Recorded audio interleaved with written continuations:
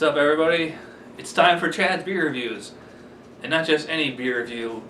It's a trash beer review today. Now I know a lot of the 40-ounce community out there is cringing at that thought because they probably don't consider this a trash beer review. But you know what? It's a malt liquor, comes in a big ass can. It's like $2. It's a trash beer. Yeah, so this is the Steel Reserve 211. There's a story on the side that explains it. But I like to look at the things on the can. Extra malted barley and select hops for extra gravity. Slow brewed for exceptionally smooth flavor. It's pretty big at 8.1% ABV. This is made by Steel Brewing Company, Milwaukee, Wisconsin. So, oh, and it's union made too. So I'm guessing this is a Miller product. So for a trash beer in a big ass can, you gotta break out the boot. Let's get to it. Alright, so it's a very, very effervescent beer. I mean, look at all those bubbles. That's pretty typical of, you know, economy lagers and malt liquors. You know, a pretty big head on there. It's just, you know, white, fluffy, soapy foam. It doesn't smell too bad. You know, it's just kind of very grainy. You know, cardboard corn. It actually has like kind of a sweet aroma to it, actually, underneath all that. Not that I'm saying it smells delicious or anything, just it's not terrible. So let's give it a try. Cheers.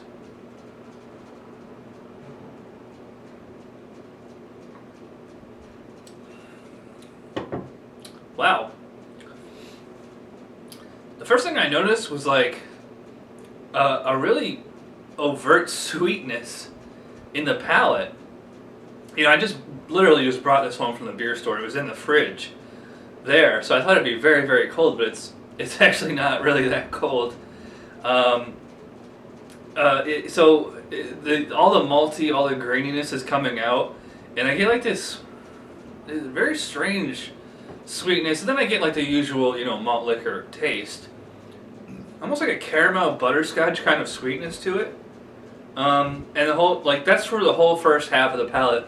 The second half comes in and it's just all that typical malt liquor, you know, almost metallic, just, you know, very grainy, very kind of corn tasting. I have to say, this is a lot better than I thought it was. And for 8.1% in a lager for a malt liquor, or, you know, whatever it is, I don't really taste or feel the alcohol. I gotta say, this is the best malt liquor I've ever had, or, you know, high gravity lager, whatever you want to call it.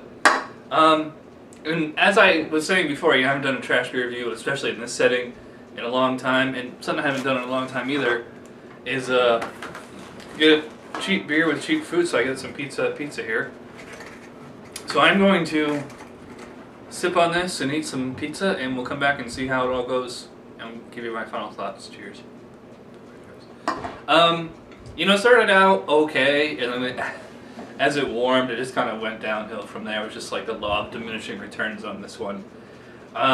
You know, you get a little bit of this caramel butterscotch sweetness in there. The second half is just all generic malt liquor flavor. As it warms, and when you know, I was eating it with pizza just to kind of quench the thirst.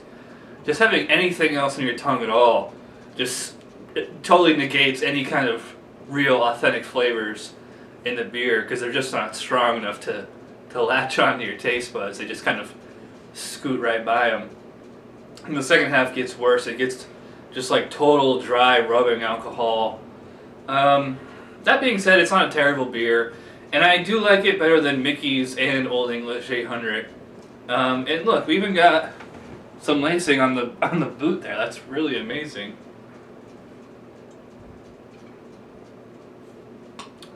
It's not particularly refreshing. I do have to give it credit though for, you know, doing such a great job of covering that 8.1% ABV. You don't taste it. Well, I guess I get a little bit of alcohol, you know, dryness in there, but like it doesn't obscure the real palate of whatever is in there.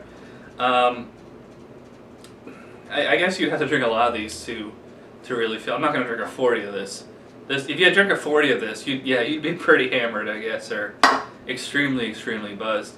Drinkability on it was rather low. I mean, as is the case with all malt liquors, and you know, if I poured a 24-ounce can of Michelob Ultra in here, it would be super fizzy and carbonated and difficult to drink too. So, I mean, it's kind of a moot point or redundancy to say, yeah, it's super fizzy and difficult to drink. So, actually, now that it's calmed down, it's a little more smooth, but that whole second half just kind of kills it.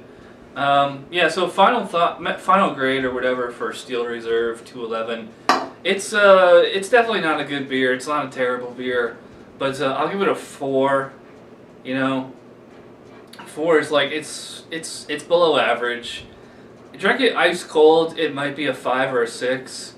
You know, it's so the best compliment that I can pay is this is the best malt liquor I've ever had, but I've only had 3, so take that with a massive grain of salt.